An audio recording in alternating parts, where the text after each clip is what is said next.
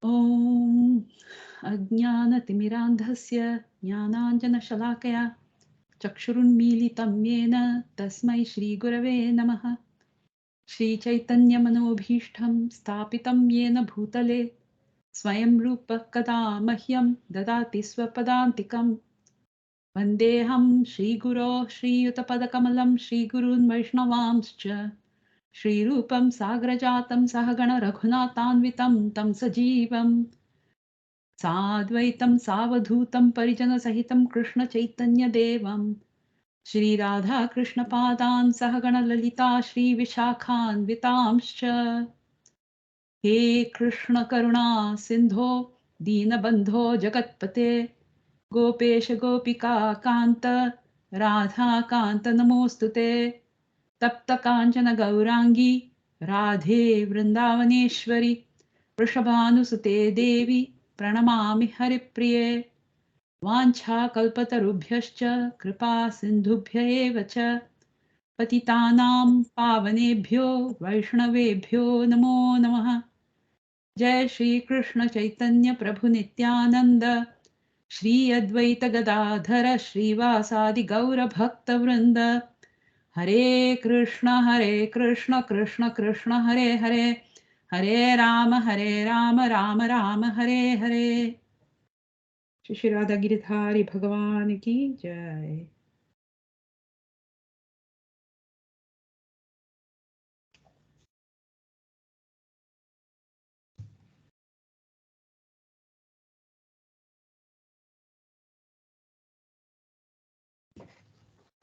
So we'll be starting with verse 29. Any questions or anything that needs clarification in the earlier verses? All good? Excellent. So we'll start with verse 29. This is where Lord Brahma's prayers start. Stuti, more like not just prayers. These are not prayers. These are his descriptions of the Lord. Chintamani prakara sadma sukalpa vriksha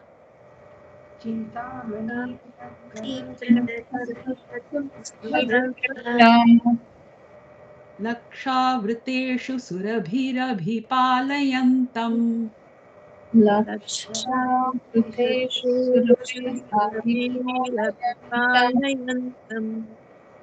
Lakshmi sahasra shatasambhrama sevyamaanam Lakshmi Sahasrashatam Brahma Sevyamana Govindamadi purusham tamaham bhajami.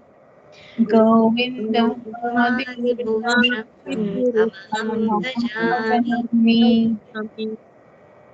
So this is in a meter called Vasanta Tilaka.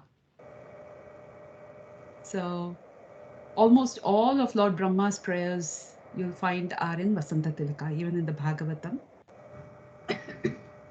So this first verse, he starts off by describing the Lord, his dham, and a brief description of his activities. So he says, Chintamani prakara sadmasu. Sadmasu. Okay. So going back to our Sanskrit class, su ending is saptami, vibhakti, and plural. So vrikshe, vriksheshu. So that ending is in. It tells us that it is in and it is multiple. The word sadma means houses or homes. So in residences which are made of chintamani. Chintamani prakara sadmasu. In abodes made of touchstone, chintamani.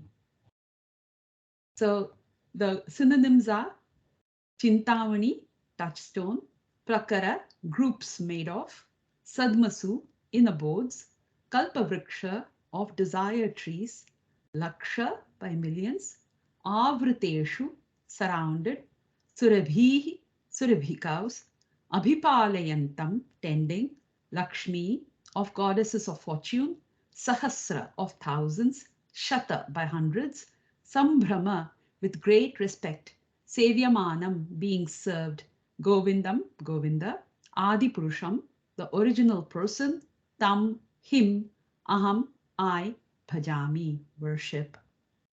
Translation: I worship Govinda, the primeval Lord, the first progenitor, who is tending the cows, yielding all desire, in abodes built with spiritual gems, surrounded by millions of purpose trees, always served with great reverence and affection by hundreds of thousands of Lakshmis or Gopis.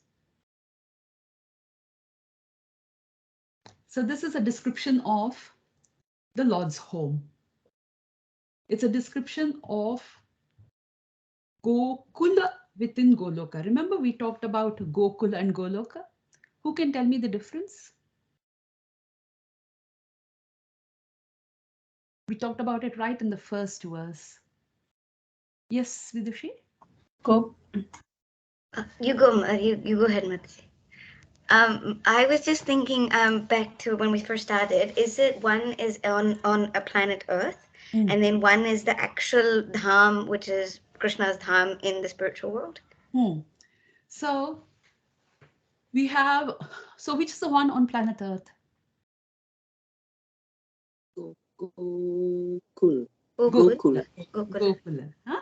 Gokul. Okay. Now, even though we say it's on planet Earth, it is still transcendental. Right? So it doesn't belong to planet Earth. It still belongs to Goloka.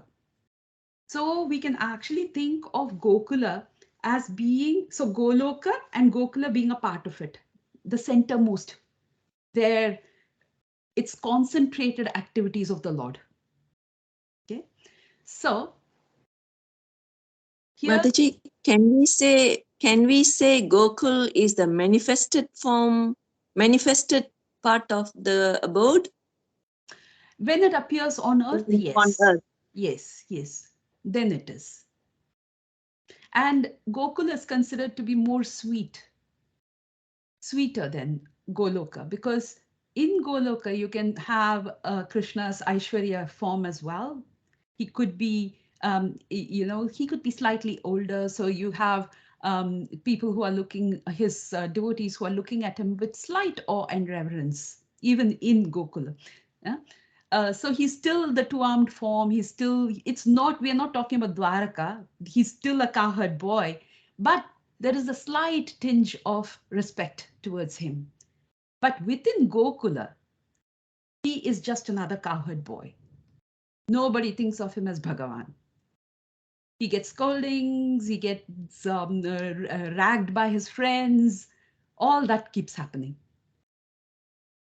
So this here, Lord Brahma is telling us how, the reason he starts off with this is because he wants to tell us that Krishna in Goloka is the topmost form of the Lord. So he starts with the topmost. So he's not talking about Dwaraka, Ayodhya, or Mathura, or any of these places. Vaikunta, no. He's talking directly about Gokula, within Goloka even. That's what Jiva Goswami tells us. And then he says the reason for that is because it is superior to every other dham. So he starts off first by talking about the places of residence, sadma, which have been created using Chintamani stones. Chintamani, just the word itself gives us the meaning. Huh? Chinta means what? Not the Hindi chinta. Chinta means worry in Hindi. Huh? Not that. The Sanskrit chinta, chintayatu. Think. That's right. Think. So chinta money. This is the money or the gem.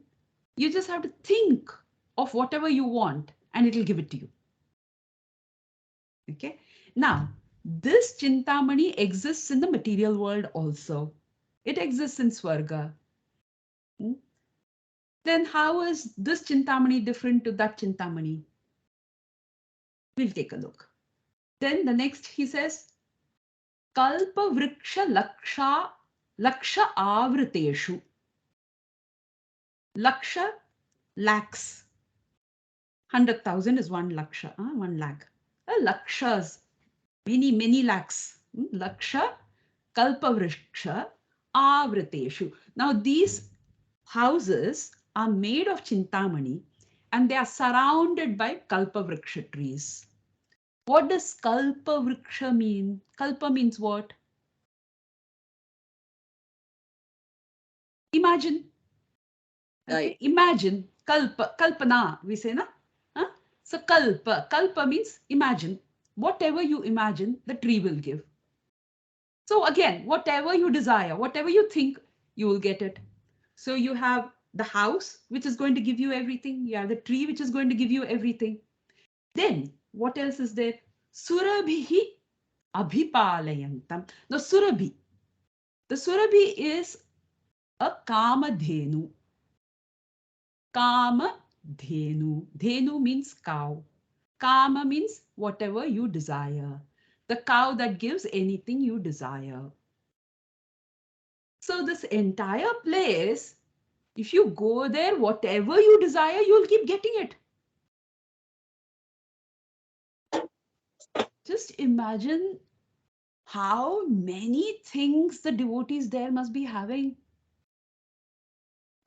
Yeah, no? Must have so much desires then. Huh. But is that possible, do you think? No, because they wouldn't they have just any serve desire Krishna. to get there. They might have a lot of desires, but all those desires would be about serving the Lord. Yeah. Right? So they may, a gopi might desire, oh, I want to have this beautiful necklace because it'll make me so beautiful and that way I can attract Krishna. Maybe. But everything is connected to Krishna. Every single desire there is connected to Krishna, which brings us to the difference between these articles in the spiritual world and in the material world. So in the material world as well, we have Chintamani. The material world as well, we have Kalpavriksha. These are all in Swarga. Parijata tree, remember the story of Parijata tree? Krishna went and fought Indra and got the Parijata tree for Satyabhama. Parijata tree is a wish-fulfilling tree. It can grow big, it can grow small, it can become suddenly filled with flowers of different varieties, of different fragrances. Whatever fragrance you want, it'll give. It says in the Bhagavatam. So this kind of tree is available here also in the material world. Similarly, Surabhi is there in the material world also. What is the difference? What do you think is the difference? The desires. Yes. So one is the desires. So the person who's desiring these things, their desires are all related to Krishna. The second is that all these articles there give prema. Anything that you ask, it is given in the form of Krishna Prem. Anything you desire from them, it only increases your Krishna Prem. So if you desire a fruit, eating that fruit, Krishna Prem is only going to grow. That is how powerful these entities are in the spiritual world. And there, they are all Chinmay. Chinmay means what? They're all conscious. A stone in the material world is just a stone. It lacks consciousness. But a stone in the spiritual world is completely conscious. A tree in the spiritual world is completely conscious. The cows in the spiritual world are completely conscious. What do you mean by completely conscious in terms of a cow?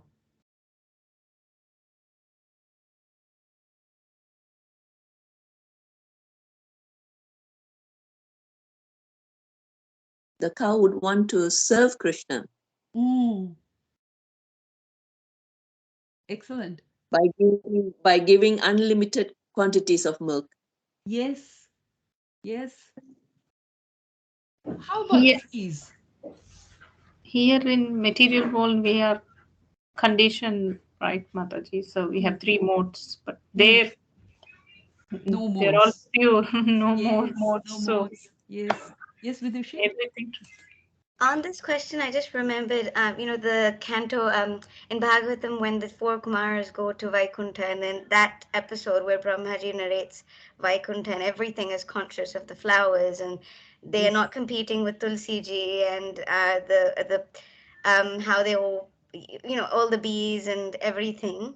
I was just thinking back to that when you said, how is that conscious? So, yes, yeah. yes. Excellent. Yeah. And if you think about the trees there, isn't it said in the Bhagavatam that as Krishna walks by, the trees bow down and try to touch him with their leaves.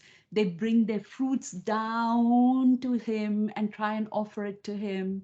And then when they hear his flute, they get stunned, and then when the sound of the when the song starts, they start to dance. When the wind blows, they dance, they do kirtan and dance. How do they speak? They speak through the birds and the bees. And when they are very very happy, they just burst into flowering, all flowers. When they're very happy, they just burst into flowers. Huh? So these are the trees. So trees there are happy. Stones there are happy. The cows there are happy. And they all want to show that happiness to Krishna. They want to serve him. And in serving him, they become more happy. And now they want to serve him even more. And they are conscious in the sense that they change themselves even in order to serve the Lord. So, for instance, if Krishna wants to sit here, the stone will move and come and sit under him so that he can plop himself down. Me, me, me, me. On me, on me. Oh, And although the gopis say that as he walks along barefoot, trinakurarurai. So they say that your feet get pricked by the trina, by the grass and the thorns that are on the path. But actually, that never happens because everything there is Chinmay. Even if there was a thorn on the path, if it saw Krishna coming, it would scurry away. It will not wait there and say, okay, I am going to give a nice book to Krishna and make him cry. No, that will never happen unless it's part of some Leela. But that will never happen. Nobody wants to give Krishna any pain. Which is why when Uddhava goes to Vrindavan, he says that he saw the footprints of the Lord, which means even the wind there is conscious. When the wind blows heavily in the dust, the footprints have to get completely brushed away, right? Lost. But that doesn't happen. The wind makes sure that the footprints are not disturbed. When it rains, of course it rains there. And the water flows, the footprints should get disturbed, but they don't. They are preserved. Even the gopis and the gopas, although they walk on that path, they make sure that they do not step on Krishna's footprints. So they make sure that the footprints are preserved.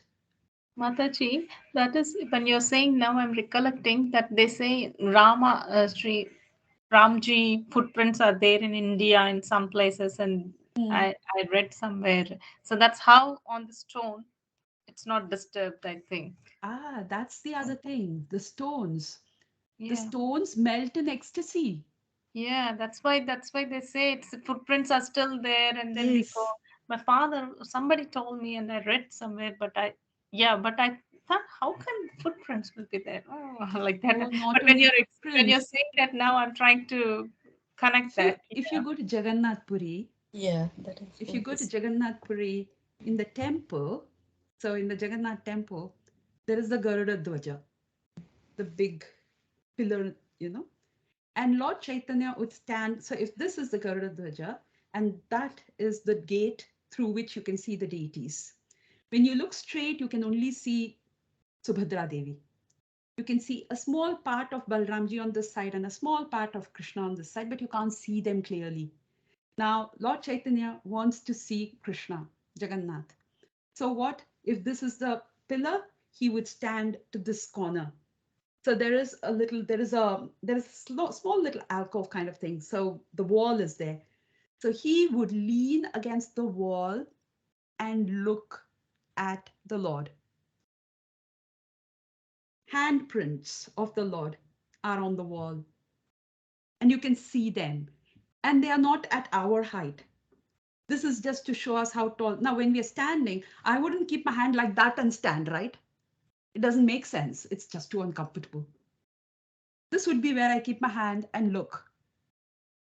Now, when I am standing, that is at least a foot higher than I am. So the Lord was incredibly tall, a very tall man. So he is standing there and looking. If you go to the Alalnath temple, so this is a temple of Lord Vishnu, very close to Jagannath Puri. There, the Lord would go there and he would pay Dandavat Pranams. They have a huge slab right in front of the deity with the Lord's whole body imprint. Because when he paid his obeisances, the stone melted. On Giri Govardhan, you can see footprints of Krishna, hoof prints of the cows on stone. You can see that in the temple.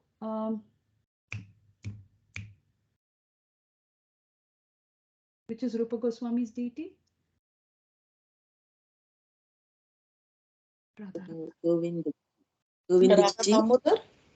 Radha Damodar, that's one. Yes, thank you, Mataji. Radha Damodar. At Radha Damodar temple, you can see, no, this is Sanatana Goswami, who was given the Giri Govardhan with the cow's hoof print and the Lord's footprint and a stick. So where he had put the stick. So the stones had melted. Over there on Govardhan, there is a slide. So this is a place where all the cowherd boys would climb up and they would slide down. And then there is a place which has melted into a seat because that's where Krishna used to sit. So on the material world itself, you can see that, there is so much love for the Lord, and it's exhibited by these inanimate objects. Of course, nothing in Vrindavan area is material. It's all transcendental. And this just shows how transcendental that whole place is. We go there and we just see the dirt. But we forget. It's so easy to forget that that whole place is actually Chinmay. And whatever dirt we are seeing is actually in our eyes. No, it's not there. It's in our eyes. We are not pure enough to see it as it is supposed to be. The dirt is in our eyes. So all these, the trees are dancing for joy. The cows pour out liquid prema. Nanda Maharaj is said to have had how many? 900,000 cows. So when we say Surabhir Abhipalayantam, Abhi means in all respects. Palayantam, palana means to take care. So Krishna takes care in all respects. All these cows. Laksha. Lakshavriteshu surabhirapi palayantam. So what all does he do? He feeds them. He brushes them. He bathes them. He milks them. He shows affection to them. He goes and hugs them. He plays with the calves. All this is part of the Abhipalayantam. So these first two lines talk about his activities which are very public activities, publicly known. Then comes the third line which says, Lakshmi Sahasrashata Sambrahma Sevyamana. He is with a great deal of love and respect. Sambrahma. Sambrahma means, Brahma means to be, to lose your equilibrium, basically. These are all Sambrahma. Sambrahma means they love him so much that they will do anything for him. That is how these Lakshmis serve him. Now, all our acharyas say that when we talk about Lakshmis here, Lakshmi means gopis. Because there you will not have the four-handed Lakshmi Devi coming. This is a cowherd village. Over here, it's only gopis. So, Lakshmi Sahasrashata Sambrahma Sevyamanam. Tam Govindam. Tam Adi Purusham. That Govinda. Who is what? He is the Adi Purusha. The very first being. Tam aham bhajami. That person I worship.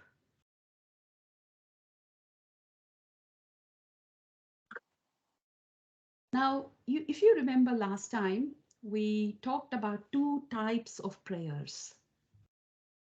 When we want to remember the Lord, we can remember him in two ways. Remember, we talked about that.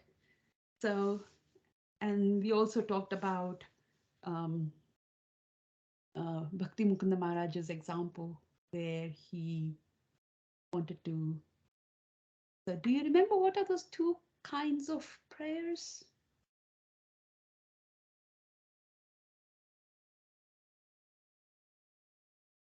So the two kinds of prayers are Swarasiki and Mantropasanamayi.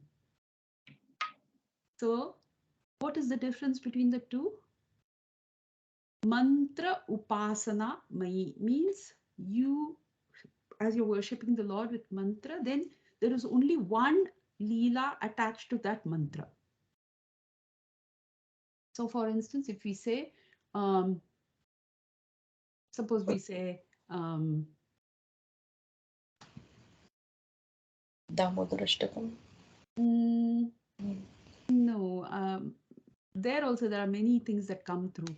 So if we say aham sarvasya prabhavo mattah sarvam pravartate iti matva bhajante mam buddha bhava samanvitaha. Here what is the Lord doing? One thing. Aham sarvasya, he's the creator. He is the source of everything. That is his Leela in that one shloka. If you want, then you have to dig more into um, um, your knowledge of the Lord and come up with more Leelas attached to that. But the shloka itself is only talking about one Leela. This here is called a Swarasiki, which means it has many Leelas running through it. So what are the different Leelas that are running through it? One, he lives in a house which is made of touchstone. He goes under trees which are kalpavrikshas. He takes care of cows. And then he sports with the gopis. So there are, within one verse itself, there are so many activities of the Lord. So this is an example of a Swarasiki. Swarasiki composition. In fact, we'll look at the next one is a Mantropasana composition. So does this make sense? So shall we continue?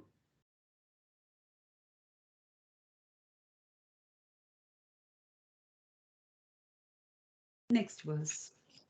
This is a good example of Mantropasana. Let's see why. Venum Kwanantamaravinda Venuvanandamaravindalayadaksham Barhavatam Samasitambuda Sundarangam Varhavatam samasitam sundarangam. So it is Samasitambuda. Samasita Ambuda. Samasitambuda Sundarangam. Samasitam Buddha Sundarangam Kandarpakoti Kamaniya Vishesha Shobham. Gandharvakoti Kamaniya Vishesha Shobham Govindamadi Purusham Tamaham Bhajami. Govindamadi Aham bhajami. Venum, the flute. Kwanantam, playing. Aravindadala, like lotus petals. Ayata, blooming. Aksham, whose eyes. Barha, a peacock's feather.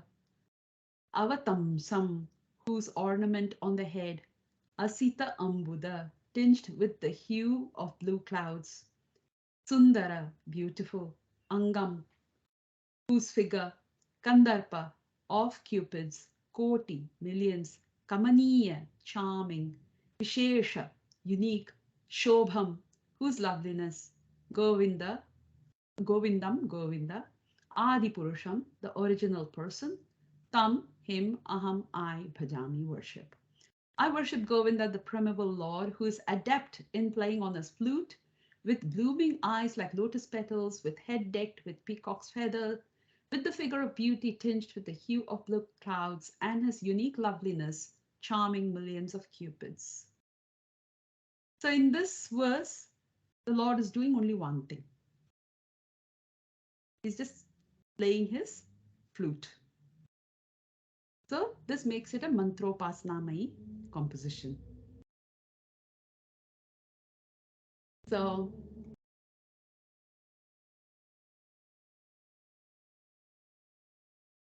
it starts off with Venum Kwanantam, playing the flute.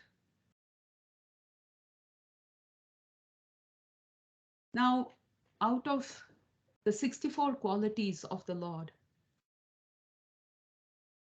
the last 4, which belong only to Lord Shri Krishna. These are the Leela Madhurya, Bhakta Madhurya, Venu Madhurya, and Rupa Madhurya. So he is the only one who performs these Leelas. He is the only one who has such a close relationship with his devotees. He's the only one who plays the flute. And he's the only one who is just so incomparably beautiful. So this Venu is actually one of his primary qualities, playing the flute. And if we read the Venu Gita, I'll just open that up and I'll share my screen. It's just quite amazing, actually.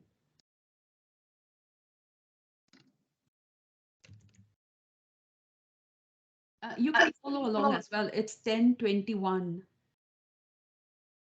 Canto 10, Chapter 21, verse 19, I think.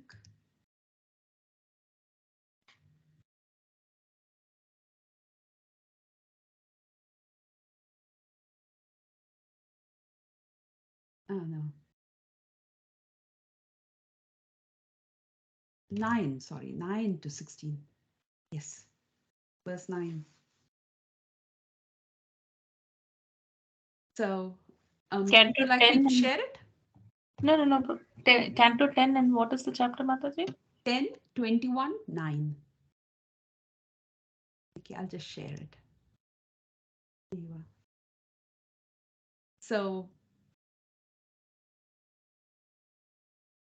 it goes like this. My dear gopis, what auspicious activities must the flute have performed to enjoy the nectar of Krishna's lips independently and leave only a taste for us gopis for whom that nectar is actually meant.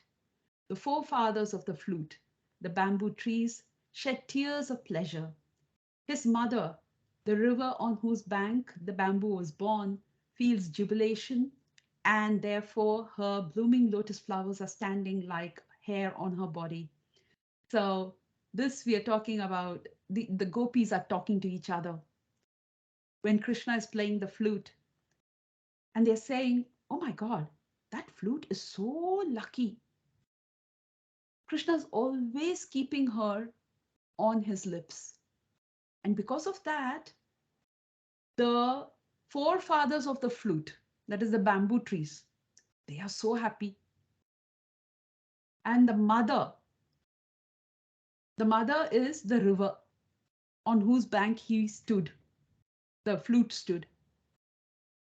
The mother is so happy, the river is so happy.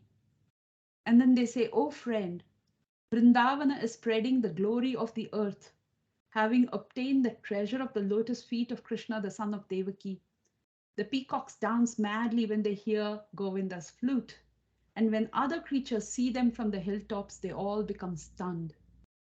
So what does the flute do? It causes the peacocks to dance madly.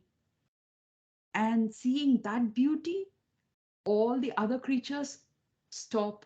Now, not only do they stop because they see the peacocks, blessed are all these foolish deer because they have approached Maharaj Nanda's son, who's gorgeously dressed and is playing on his flute.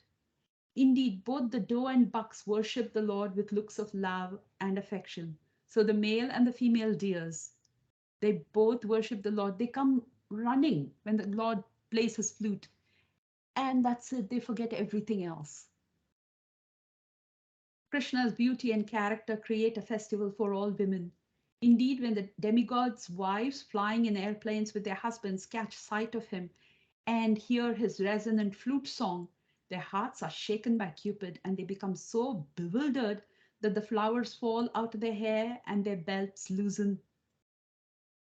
Using their upraised ears as vessels, the cows are drinking the nectar of the flute song flowing out of Krishna's mouth. The calves, their mouths full of milk from their mother's moist nipples, stand still as they take Govinda within themselves through their tear-filled eyes and embrace him within their hearts.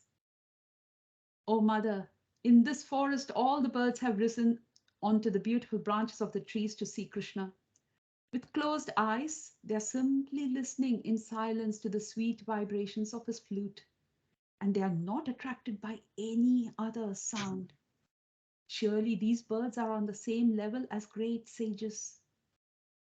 When the rivers hear the flute song of Krishna, their minds begin to desire him, and thus the flow of their currents is broken, and their waters are agitated, moving around in whirlpools.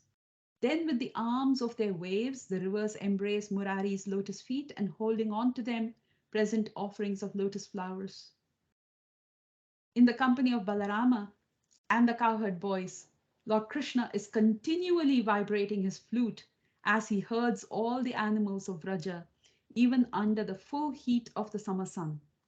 Seeing this, the cloud in the sky has expanded himself out of love. He is rising high and constructing out of his own body, with its multitude of flower-like droplets of water, an umbrella for the sake of his friend. So up to there is the description of the Lord and his flute.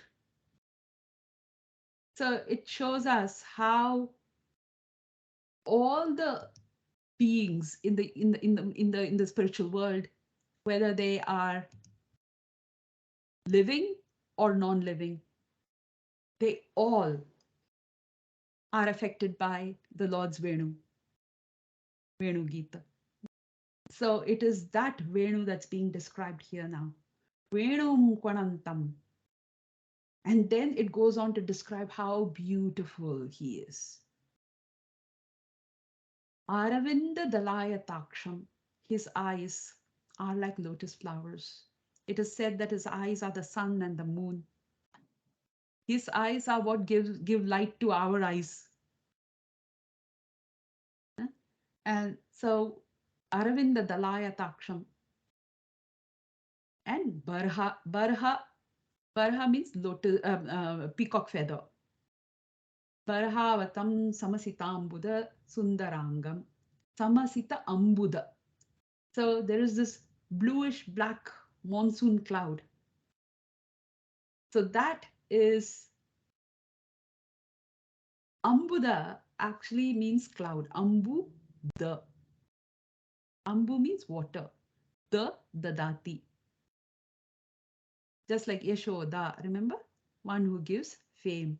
Ambu, the one who gives water. So his body is Sundarangam. It's like a bluish black monsoon cloud. And it is Kandarpa Koti Kamaniya Vishesha Shobham. The Shobha, the glory of his Vishesha Shobham, the special glory of his body is what? It is Kandarpa Koti Kamaniya. Koti, again, when you have words like Shata, Sahasra, Koti, it doesn't really mean those numbers, it just means innumerable. So if you had innumerable Kamadevas, Kamadeva is supposed to be very, very, very, very beautiful. If you had innumerable Kamadevas, they all got together and all their beauty was poured into one, it would still not even be a small dot on Krishna's beauty. That is how beautiful he is. That beautiful Govinda, the original person, I worship.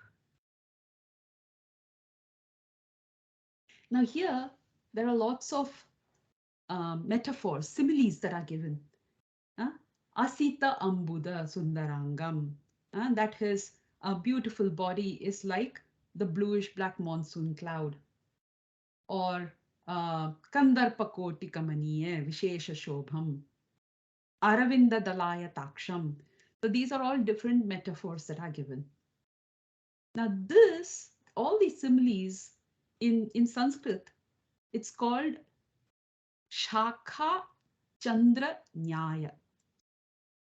Shakha means branch of a tree. Chandra means moon. Now, how does this? Just sorry, I just need to take this call.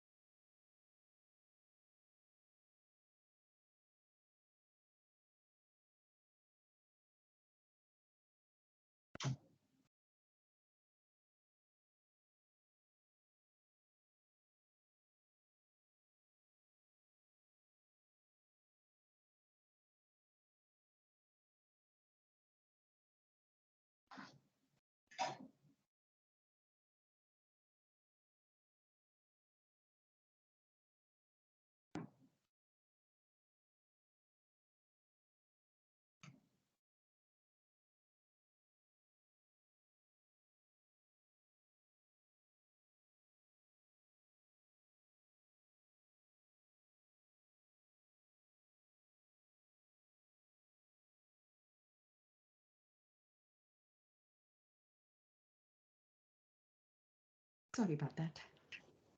So we were talking about Shakaha Chandra Nyaya. How that works is, so all these similes,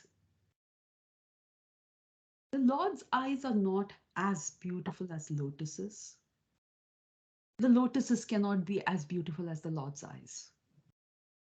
But because on earth, the lotus is probably the most beautiful thing you can think of, we say, oh, his eyes are like lotuses. The monsoon cloud is not the most beautiful thing to compare to the Lord's body. That color, that brilliance is not in the monsoon cloud, but that's the closest that we can think of. So this kind of metaphor, like I said, is called Shakha Chandra Nyaya. So think of, small children, very, very small children. You want to show them something up. They will never look up. They'll look here, they'll look there, but they'll never look up. So what do? You show them a tree. Now you want to show them the moon. You want to show this child the moon. You keep saying, look up, look up. It goes, I don't know. What? What is up? I have no clue. So you show the tree. And you say, now look up. See, do you see those branches there? Now look higher, higher, higher. Do you see the moon over there? So when you were showing the branches, the intention is not to show the branches, but the intention is to show the moon. The same way, all these comparisons here, the intention is not to glorify the comparisons. The intention is to show how beautiful the Lord is. But because we have no other words to glorify, we use these material words for him. Govindamadi Purusham Tamaham Bhajami. So we're talking about the beauty of Lord Shri Krishna. Next one. This verse talks about Lord Krishna's Leelas. What all is he doing? The first one also talked about his activities, but this is more around his Leelas. Alola Chandraka Lasadvana Malya Vamshi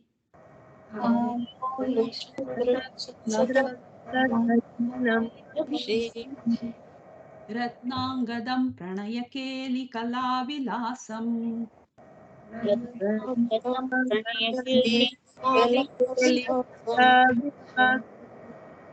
Shyamam Tribhanga Lalitam Niyata Prakasham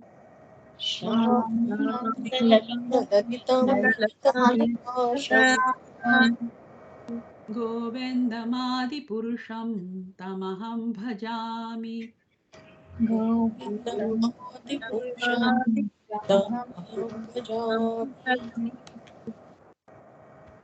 Alola, swinging. Chandraka, with a moon locket. Lasat, beautified. Vanamalya, a garland of flowers. Vamshi, flute. Ratna Angadam, adorned with jeweled ornaments. Pranaya, of love. Keli Kala, in pastimes. Vilasam, who always revels. Shyamam, Shyamasundara. Tribhanga, bending in three places. Lalitam, graceful. Niyata, eternally. Prakasham, manifest. Govindam, Govinda. Adi Purusham, the original person. Tam, him, aham, I, bhajami, worship. I worship Govinda, the primal Lord, round whose neck is swinging a garland of flowers beautified with the moon locket, whose two hands are adorned with the flute and jeweled ornaments, who always revels in pastimes of love, whose graceful three-bending form of Shyama Sundara is eternally manifest. So here, the focus is on Chandraka Lasat. Chandraka, it's a moon locket, a locket shaped like the moon. It's also called Chandrakanta, apparently. Now this, it talks about how he's dressed, how he's decorated actually, with this beautiful Vanamala. Vanamala is a mala, a garland made of at least 5 different kinds of flowers. So that's a Vanamala. And it is Lasad, which means it is very beautiful, striking. And then he has his Vamshi. But before that, around his neck, he's also got this locket, the Chandra locket, and it's all swinging, which means he's not standing still. The Lord is always moving. Every step is a dance. Every word is a song. So he's always moving. He's always dancing. And he has Vamshi in his hand. He's adorned by jewels, Ratna Angadam. And what does he do? He is Pranaya Keli Kala Vilasam. Keli means humorous, fun. In Tamil also we have na Keli Shera, Geli Sheranga, Geli Pandranga, Andamadi. So it's having fun. So he's always having fun. And his most beautiful form is being described. Shyamam Tribhanga Lalitam. When he stands with 3 bends. So that is so lalitam, it's so beautiful, so graceful. Niyata Prakasham. Now, this form of the Lord as Shama Sundara is his original eternal form. Niyata Prakasham. Chandraka can also mean, you know how in a peacock's tail you have the eye, the black bit there? That is also called Chandraka. So, but here, because it is in the form of a garland, we will take it as the locket. Chandra locket. And then we go to the next one, which is also about Lord Shri Krishna's form. Angani yasya sakalendriya vrittimanti.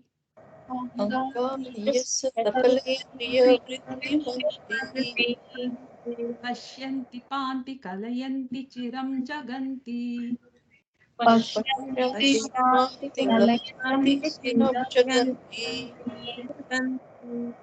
Ananda chinmaya sadujjvala vigrahasya.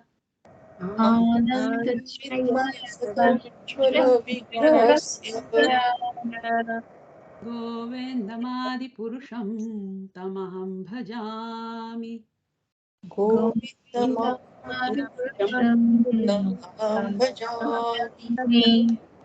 Angani, the limbs. Plural. Angam, angani. Yasya, of whom. Sakala indriya, of all the organs. Vrittimanti, possessing the functions. Pashyanti, see, panti, maintain, kalayanti, manifest, chiram, eternally, jaganti, the universes. Ananda, bliss, chit, truth, maya, full of, sat, substantiality, ujjvala, full of dazzling splendor, vigrahasya, whose form, govindam, adipurusham, tamaham bhajami. I worship Govinda, the primeval Lord, whose transcendental form is full of bliss, truth, substantiality, and is thus full of the most dazzling splendor. Each of the limbs of the transcendental figure possesses in himself the full-fledged functions of all the organs, and eternally sees, maintains, and manifests the infinite universes, both spiritual and mundane.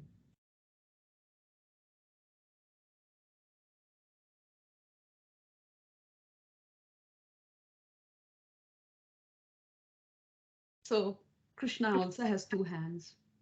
He is also dark. So how is his form different from mine? Lord Brahma says, can your hands see? Can you eat with your eyes? Tomorrow I'll just put a plate of food in front of you. Keep looking at it. You'll be completely sustained. So he says, this is the difference. So don't just think he's a beautiful boy. It's not just about that. His whole form is Ananda Chinmaya Sad. Tat Chit Ananda. Ananda Chinmaya Sad. He's just said it the other way around. Sat Chit Ananda. He says his form is Satchidananda. It is eternal. It is filled with knowledge and filled with bliss. Every part of his body, from the nail on his finger or his toe to the hair on his head, things which we consider dirty, everything is Satchidananda. Everything can perform all functions, not only for himself, but for all creation.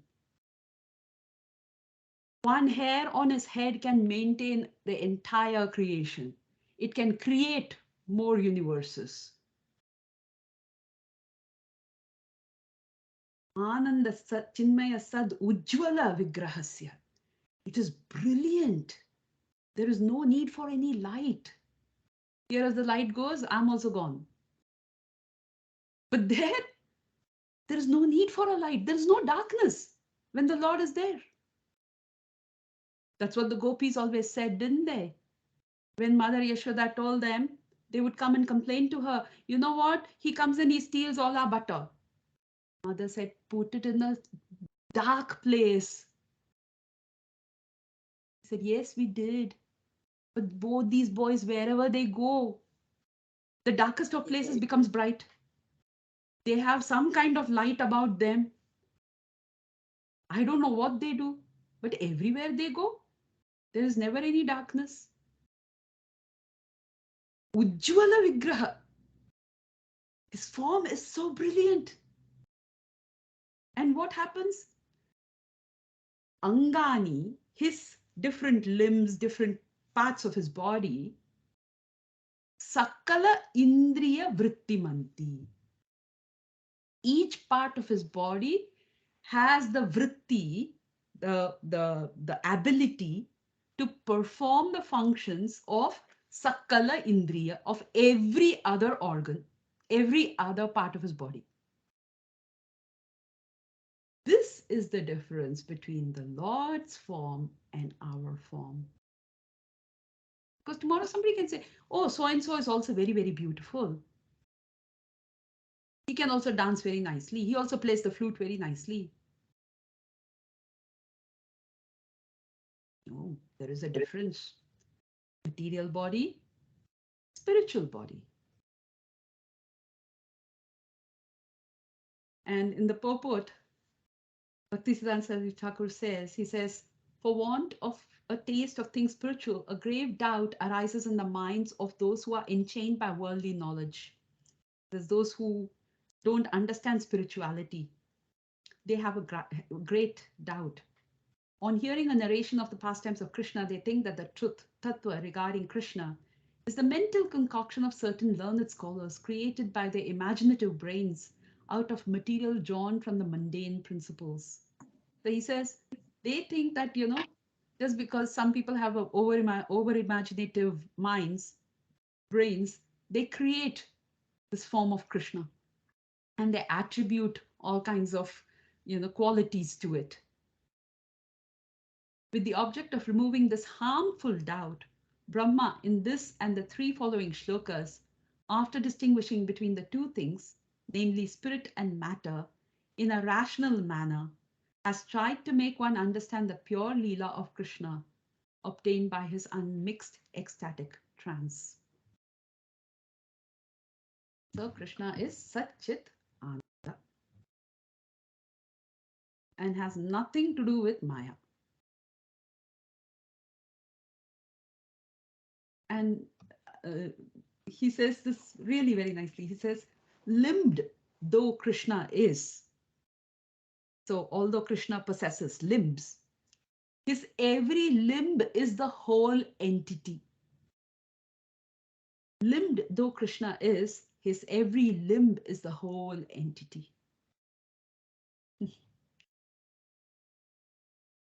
And that's what Mother Rukmani says to Krishna when they have that fight, where Krishna tells her, oh, so this is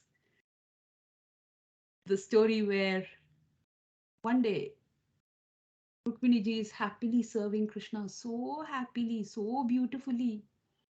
And Krishna looks at her and goes, I want to see her angry. And then he starts teasing her.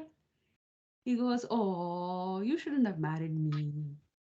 You were such a big princess, such a powerful king's daughter. You had so many powerful suitors who wanted to marry you, who were ready to lay. And they just because they were powerful doesn't mean that they were going to be mean to you.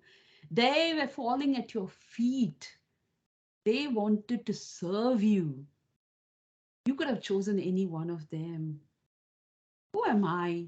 I'm just a cowherd man. I don't even have a kingdom. I don't have any money. I don't have any friends. Look how powerful they all are. They all came and wanted to fight for each other. They're all such good friends. Who is my friend? Nobody. If at all I have a friend, it is some poor beggar on the street.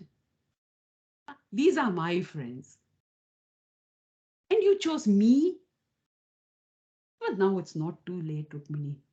This is after she's had 10 children. No? Even now it's not too late. You can leave me and go get married to anybody you like. Poor Rukmini just looks at him and faints. She can't stand the shock. And then Krishna realizes, oh, this is not Satyabhama's character. This is Rukmini. If it was Satyabhama, by now she would have. Fire. But poor Rukmini just looks at him and faints. So he takes her. He manifests 4 arms. He picks her up.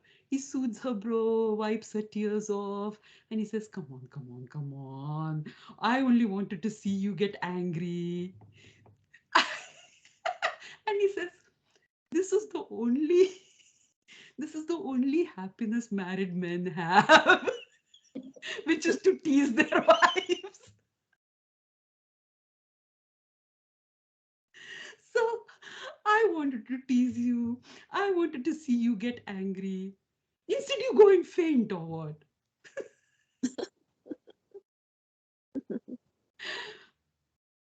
So Rukmini says, oh, okay, okay. And then she starts refuting everything that he had said. She says, yes, yes, of course. It is quite true. You don't have any money. But you don't need any money because Lakshmi Devi is your wife. everything in the universe belongs to you. Why do this is like saying the richest man, he's not going to walk around carrying a bag of gold. He doesn't need the money. People look at his face and they recognize him and they know that he's going to pay. So you don't need to you don't need to be rich. You don't need a kingdom. The entire universe is your kingdom. Yeah, your friends are kind of dirty. They are kind of, ragged, skinny people. But that's because they love you so much. Who wants friends who don't love them? Better to have friends like that than, and if those are not there, better to have no friends at all. And who will get married to all these material humans, these men whose bodies are covered with hair, who have hair on their faces, mustache and nails grow? I don't want anybody like that. I want only you. So indirectly, she praises the Lord. Indirectly, she says how beautiful he is. The Lord is Nava Yauvanam, no hair on his body, no mustache, no beard.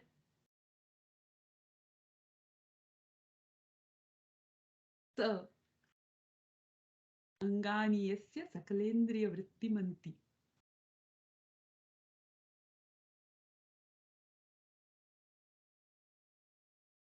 The next verse is about Krishna's nature, and this we'll take on next time. Because I'd like to go through the purport here a little bit, because it's a beautiful purport, and it brings out some beautiful achintya Veda tattvas out here. Beautiful contradictions. So we'll look at it next. Any questions? Any comments? So we have Vidushi tomorrow, isn't it? 8.9 to 11, I think, Mataji. That's right, 9, 10, 11. So we'll catch up tomorrow. Hare Krishna, Mataji. Yes, Mataji. I have one question. It's not related to the topic what we are discussing, Okay. but it's related to this one. Now the Navratri is going on, and it's it's a worship of Lord Durga. Mm. And we know that Lord Durga, she is Mahamaya, or the external energy of Krishna. So what should be our attitude towards all this Durga Puja? Or because we worship Mahadev or Shiva as the greatest Vaishnava. And Yes. so what should be our attitude towards Maya? Because we after reading Bhagavatam and after reading Bhagavad Gita, we know that the Mahamaya's main task is to keep us in this material world. But at the same time, we also know that she is also a devotee of Krishna, and that's why she takes her her work so seriously. Yes. And she tries to do the work, she does the work that Krishna has given to her, that keeping us in this material world. So what our attitude towards her, so that we don't insult her? I mean, we shouldn't be thinking that, oh, this is Mahamaya, we shouldn't be worshipping her, or we shouldn't be. So what should be our attitude or our consciousness towards because we get so many WhatsApp messages about Durga Puja and this Mata and that Mata, and Yes. So Durga Devi, like you said, is the external energy of the Lord. So in that sense, she is definitely connected to the Lord. And what is her job? She is also praised in the Brahma Samhita. I'll just share my screen and you can see the verse.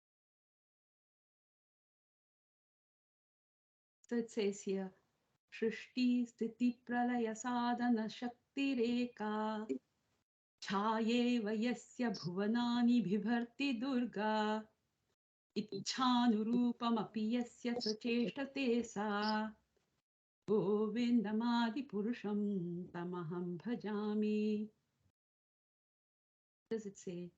The external potency Maya, who is of the nature of the shadow of the Chit potency, is worshipped by all people as Durga, the creating, preserving, and destroying agency of this mundane world.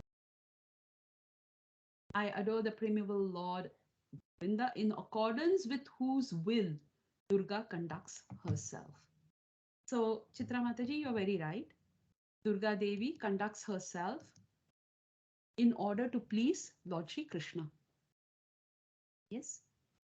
Her job is what? It's creating, preserving, and destroying this mundane world. Creating in the form of the Mahamaya. So Yoga Maya, she is the shadow form of the Chit potency. It says the shadow of the Chit potency, which is the Yoga Maya potency. So she is the shadow of the Yoga Maya potency. Through that, remember we talked about how the Lord looks Shambhu, and then Yogamaya, and then Mahamaya, and that's how the whole material world is created. So that in that way, she's the creating agency. She is the preserving agency. She's the one who gives us all everything that we require to stay in this material world. And she's the destroying agency. Now, why are we in this material world, and why is Durga Devi keeping us here? Is she keeping us here because she's been told to keep us here? Oh, it's because of her desire to lord over the material world. That's right. And to enjoy. That's right. She is keeping us here because we desired it. So she is not holding us actually against our own will. The day we change our will and say, no, I do not want to engage with this material world anymore. I want to engage purely with Lord Shri Krishna. From her, it's hands off. Because now we come directly under the protection of Lord Shri Krishna. So she is doing her job here as a prison warden because we decided we are happy being prisoners. And why is that? Because of ignorance. We just don't realize who we are. What is our relationship with the Lord? And what are we supposed to do about it? Sambandha avidaya prayojana. We have no clue. And therefore, we continue thinking that we are happy in this material world. And Durga Devi says, yes, I'll keep you happy. What is the job of the prison warden? To make sure that all the prisoners inside are kept happy to the extent that they deserve. They have to be punished as well. But at the same time, you have to provide them with food, shelter, basic protection, health. All of that is taken care in the prison. Depending on which country's prison we are talking about. Here you have heated floors and televisions as well. So yeah, it's probably a much more comfortable place than even one's home. So coming back to Durga Devi. Now, what should our attitude be towards her, therefore? Our attitude towards her and towards every other Devata is of them being a Vaishnava. Every single Devata is acting purely based on the job description given to them by Lord Shri Krishna. And we see that here again. If we want to talk about Shambhu, Shiva, here it is. Share my screen. Who is Lord Shiva? क्षीरं यथा दधि विकास विशेषयोगात् संजायते नहि ततः पृथगस्ति हेतोः यः शम्भुतामपि तथा समुपैति कार्यात् गोविन्दमादिपुरुषं तमहं भजामि. So just as milk is transformed into curd, the same way Lord Govinda transforms into Shambhu. Okay, then it goes on to talk about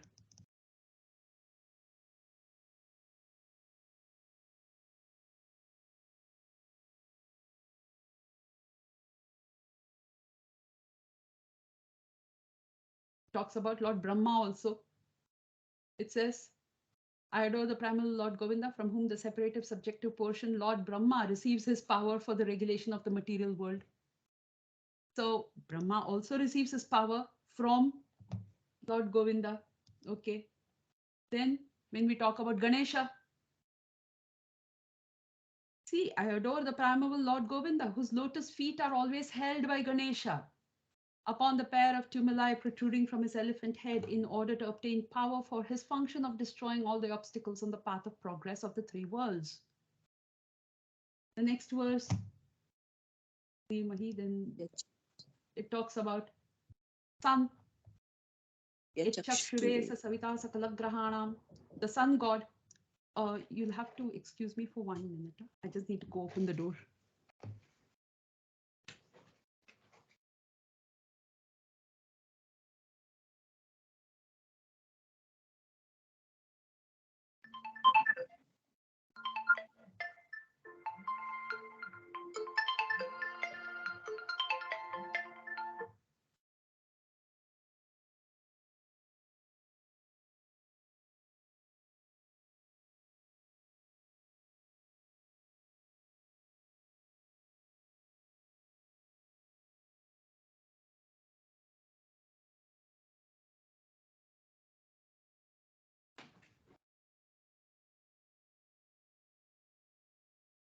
Sorry about that. I had to get the door. Yeah. So every devata is doing their job, is able to do their job because they are surrendered to Lord Shri Krishna, which makes every single devata a Vaishnava. We do not approach anybody with a desire for anything for ourselves. But when we approach them, when we go to any temple where we have the other deities, we bow down to them with utmost respect. And we request each one of them to help us serve Lord Krishna the way they serve them. You first person you see in a temple when you go, Lord Ganesha. Lord Ganesha wrote the Bhagavad Gita. Pray to him, because the condition was he cannot write till he has understood the Bhagavad Gita. The entire Mahabharata was written by Lord Ganesha on the condition that he can only write after he understood each shloka that Vyasadeva was dictating. Now, Vyasadeva is the literary incarnation of the Lord. He is Krishna himself.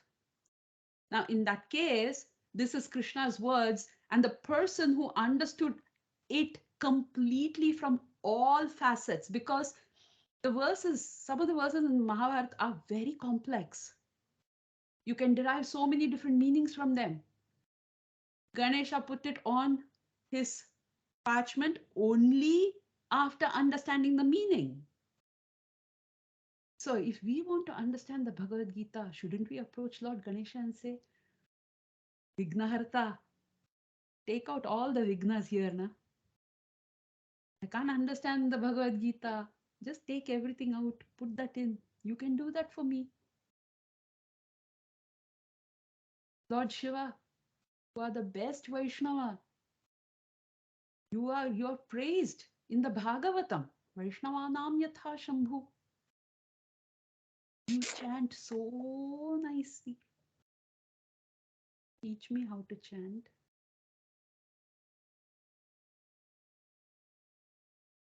Durga Devi, you are the mistress of this world. You are here to help us. You are here to correct us. You are the prison warden. The job of the prison warden is to make sure that there is no recidivism. Recidivism is the concept where a convict does not go out back into the world and commit the same crime again.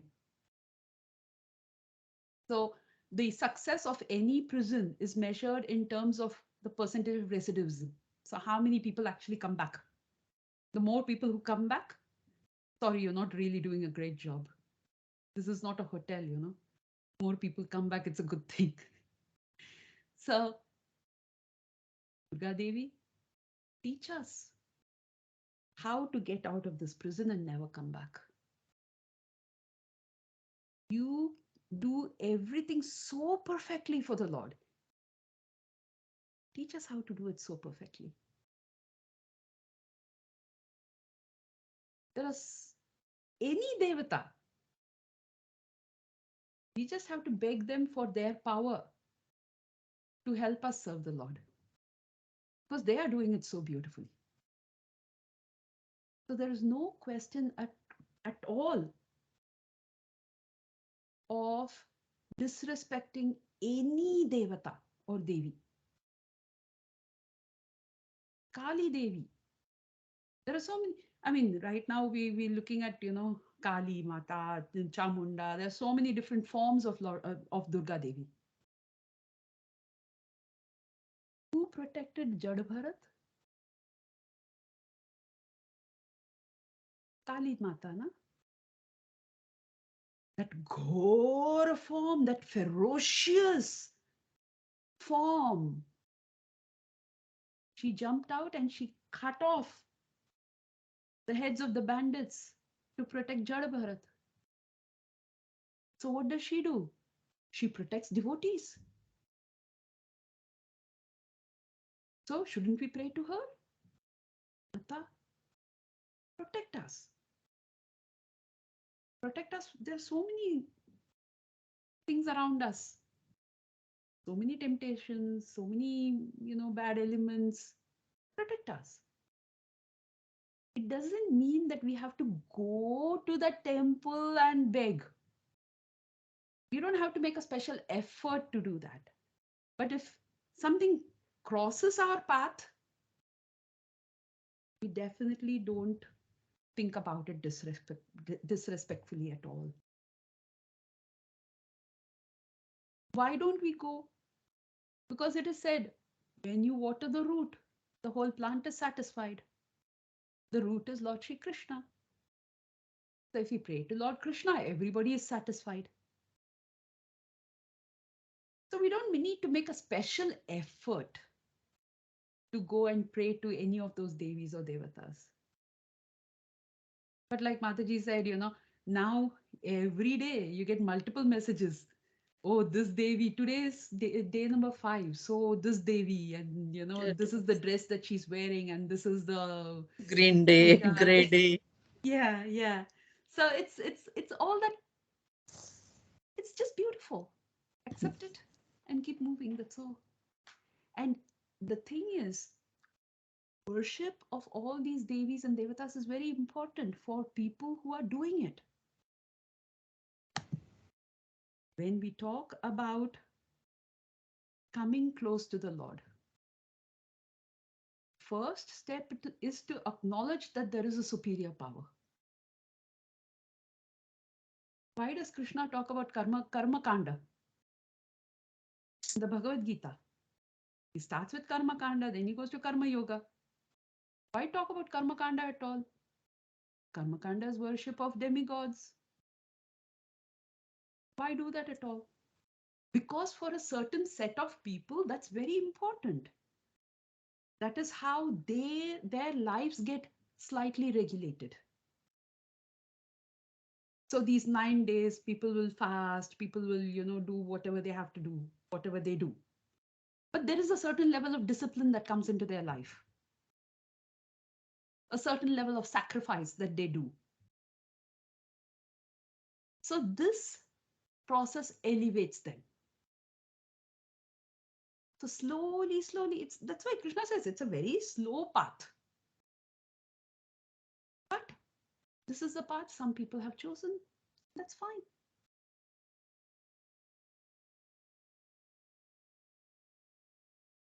Better than not, believing in anything and saying, "Oh no, I'm God." But my mom is making everyday one nice dish, so I'm having prasadam. Isn't that wonderful? Everyday one special she makes for That's so daily. nice. That So is so nice. So we're asking sweet or hot. She says, "Oh, today sweet, today hot." Okay, nice. Oh, nice. Very nice. I just think of it like, because because she's considered his sister, right, Mataji? And in the when Krishna's born, and he says, you go take birth as Yashoda's daughter. He says you'll be worshipped as all Yes, those Durga, names, Chamunda, so Chamundi, Ambika, yeah, those everything, names. Ambika, Yeah. everything. So I just always think about that Vaishnavi, Narayani, and all of that. Yes, yes, you're right. Very right. Thank you, Mataji. Yeah. Thank you, Mataji. Because as a Indians, we are so much, I mean, since our childhood, we are worshipping so many different this things. So it's really difficult to when we come into the Krishna consciousness. So it's really very difficult to, as you said, that not offend the other demigods, but have the respect for them and all. It's sometimes it's a for the foreigners, they just know Krishna, so it wouldn't be a conflict for Very them. easy. But for the Indians, it's really a conflict. I agree. I agree. We Yeah. have a lot of unlearning to do before we learn. Yeah. Yeah. Thank you, That is Mataji. true. Thank you. Yeah. Hare Krishna. Hare Krishna. बहु बहु धन्यवादाः. धन्यवादाः. Thank you so much, Vanchakopi. Hare Krishna, everybody. Thank you, Mataji. Hare Krishna. Hare Krishna. Krishna.